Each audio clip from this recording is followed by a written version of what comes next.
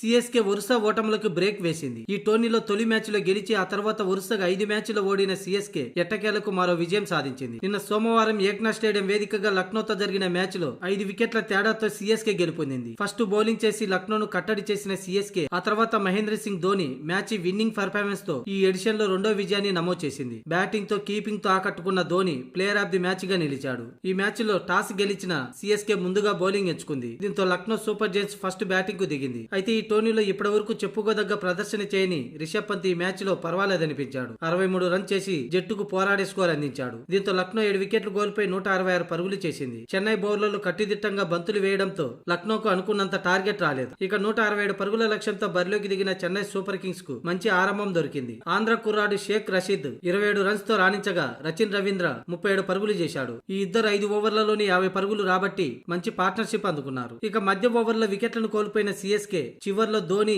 శివన్ దూబే ఆదుకున్నారు. ఈ ఇద్దరు నాట్అవుట్ గా నిలిచి మ్యాచ్ ని ఫినిష్ చేశారు. ముఖ్యంగా ఎంఎస్ ధోని 11 బంతుల్లోని 26 రన్ చేసి జట్టు విజయంలో కీలక పాత్ర పోషించాడు. ఇక మ్యాచ్ అనంతరం ఈ విజయంపై సిఎస్కే కెప్టెన్ ఎంఎస్ ధోని స్పందించాడు. ఈ విజయం మాకు అనుకున్నంత ఈజీగా దక్కలేదు, కానీ ఈ కఠినమైన మ్యాచ్ గెలిచినందుకు చాలా సంతోషంగా ఉందని ఎంఎస్ ధోని పేర్కొన్నాడు. ఇక ఈ గెలుపు మాకు మూమెంటం గా మారుతుందని ఆశిస్తున్నా. గత మ్యాచ్ లో మేము పవర్ ప్లే లో సరిగ్గా బౌలింగ్ చేయలేకపోయాం. మిడిల్ ఓవర్లలో పుంజుకున్న బ్యాటింగ్ లో ఆశించినంతగా ఆరంభాన్ని అందుకోలేకపోయాం. అందుకే ఓపెనింగ్ జంట మార్చాం. షేక్ రషీద్ అద్భుతంగా బ్యాటింగ్ చేశాడు. గత కొన్నేళ్లుగా అతను మా జట్టులోనే కొనసాగుతున్నాడు. అతను ఆటలో మెరుగవుతున్న విషయాన్ని మేము గమనించాం. అతను ఈ ఏడాది నెట్స్ లో అద్భుతంగా బ్యాటింగ్ చేశాడు. ఈ సీజన్ లో ఆశించిన ఫలితాలు రాకపోవడంతో బ్యాటింగ్ ఆర్డర్లో మార్పు చేయాల్సిన అవసరం వచ్చింది. దాంతోనే షేక్ రషీద్ కు అవకాశం దక్కిందని ఎంఎస్ ధోని పేర్కొన్నాడు. ఈ మ్యాచ్ లో అతడు అద్భుతంగా ఆడాడు. ఇది ఆరంభం మాత్రమే. ఇతర బ్యాటర్ల కాకుండా అద్భుతమైన షాట్లతో ఆధిపత్యం చెలాయించే సామర్థ్యం రషీద్ కు ఉందని ధోని చెప్పుకొచ్చాడు. అలాగే వికెట్లు దక్కకపోయినా నూర్ అహ్మద్ అద్భుతంగా బౌలింగ్ చేశాడు. తాను చేసిన పొదుపు బంతులతోనే ప్రత్యర్థి టార్గెట్ పెరగకుండా ఆపగలిగామని ధోని ప్రశంసించాడు.